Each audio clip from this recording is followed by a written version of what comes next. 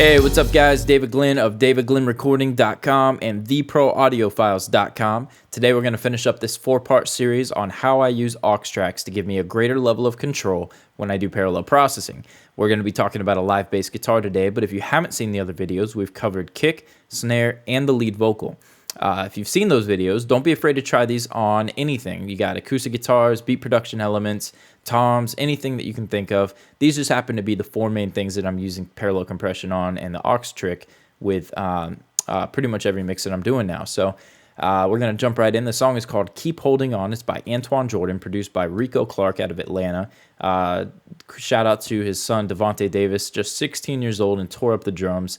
I'm going to hit play. We're going to dive right in and hear what we got going on with the bass.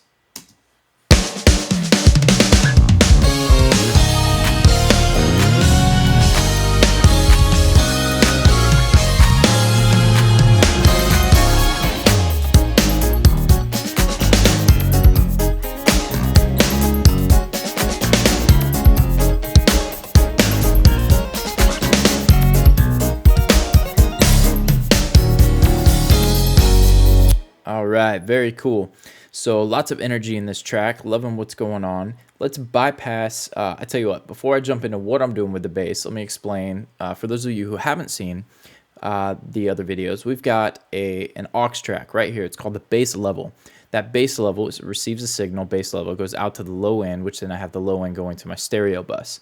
The DI up here is a dry signal that's going out to the bass level. If you see, I've also got the bass DI being parallel compressed, and I'm sending that from the dry signal to the parallel compression chain, and they're both meeting. That's also going out to the bass level. So you've got a dry bass, and then you've got a parallel compressed bass blending in, and they're both meeting at an aux track that I've labeled bass level. That bass level track I'll use for additional EQ, maybe a little bit of compression. In this case, I'm using the not auto-tune, but the Antares warm plugin. And then I'll treat the bass level with some automation for some volume rides, and I will also send the kick into the compressor and do my side chaining from the kick to the bass at the end of the chain on bass level. So kind of an overview of what I'm doing there.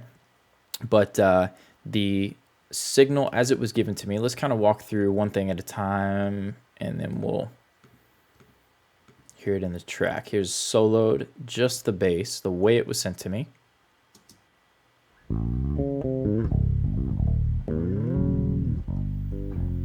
Okay, cool. So it sounds like it's just a direct signal plugged into an audio interface and then shipped off to me.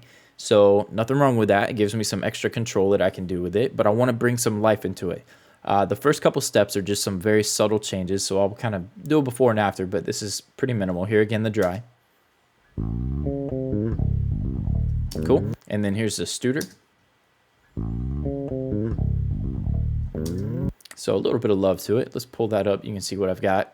Pulled up the bass preset. I liked what it was doing. Kind of dialed in some input there. Let's also do the same thing for the LA2 here. Before.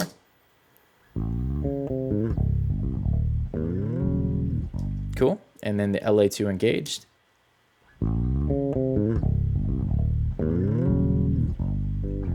Cool. So we're not killing it, but just a touch. And then we're sending that signal to a parallel compression chain. The parallel compression is down here. And let me get this guy over here, pull that over. We got the Waves 1176.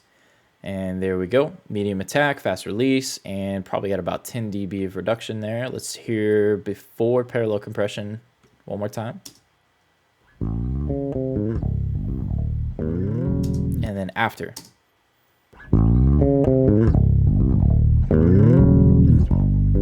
Right, so we're really bringing that forward in the mix, and then I didn't want to stop there. I wanted to be able to take that blend that I liked and control it a little bit more. So let's go to the bass level, and let's see what we got going on. This looks like we're going to have some volume rider, bass rider, and we'll see what this is doing. Kind of take a look at that. Cool. I like the way that felt, so we leave that one alone, and we jump over to an EQ that I've got, the Pro-Q. Love this EQ, but boosting a little top end, kind of cleaning it up, dialing in a little bit of the frequencies to get it to gel with the kick. And actually, let's play before and after of this. and after. Very cool. And it looks like we didn't stop there. We went through the Antares, what is this plugin called? The warm plugin. Add a little bit of saturation, and let's hear what that is doing before and after. So still some subtle changes, but it's contributing to the overall sound. And then we've got the D3 I'm using here, the Digidesign compressor. Sorry, Avid compressor for sidechaining the kick. And if we want to show that off, we can come up here, let's solo the couple kick drums I'm using, and hear what that's doing. Here's before.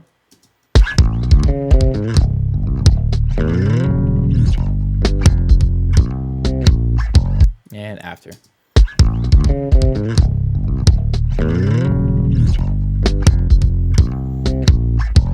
All right, cool. So there's kind of what I'm walking you through it, going through some of the stuff that I'm thinking and contributing to the overall sound. Now what I want to show you guys is this down here, the automation. In this style of music, you've got a bass player who's going to get pretty fancy. You got some sick musicians in the gospel world, and he's going to do some fills. He's going to do some stuff. He's going to pick his spots, and he's going to do his thing. So what I do whenever I'm mixing this type of music is I'll go through and I'll listen to the keys, the drums, the bass. I'll pick the different parts where they want to be featured, where they've kind of given me something special, and I'll go in and I'll lift them up for those parts and then kind of put them back down. And that's the case with this bass guitar here. So if you look, let's take a listen without the automation on.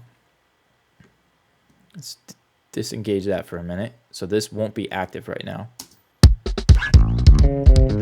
My bad. Let's go take the kick out. And one more time with the bass without the automation.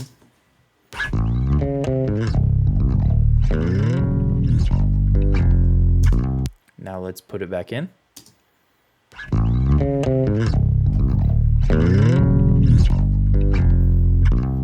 Cool. So you can hear how in just those two spots, you've got, excuse me, the bass pulled up. It's going to sit on top of the track a little bit more, and you can see I've done that throughout the song in these different parts. Maybe let's play a couple more of these. Let's see what he's doing right here.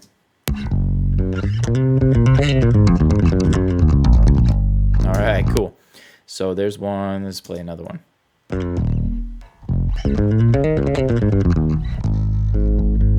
Cool. Now that sounds like a good one to go with. Let's play it in the track, and then I'm going to mute the automation, and we'll hear the difference.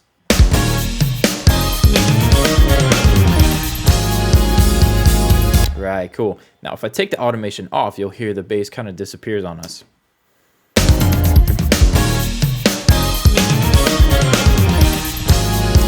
I shouldn't say disappear because it's still there, but what I wanted to do is bring that up so that you can really feel the fancy work that he had going on there. You got great players, you got great musicians. You want to be able to bring those up whenever they play something worth hearing above the mix, and then put them back down so they can be a part of the foundation again. So, man, I hope you guys are learning from this. This is the bass guitar. Just kind of a quick overview, but if you have any questions, feel free to hit me at david@davidglenrecording.com. And man, I look forward to bringing you more videos. We got tons more to come now that we're jumping away from this aux series. Feel free to hit me up with some messages. I'll talk to you guys soon. Bye.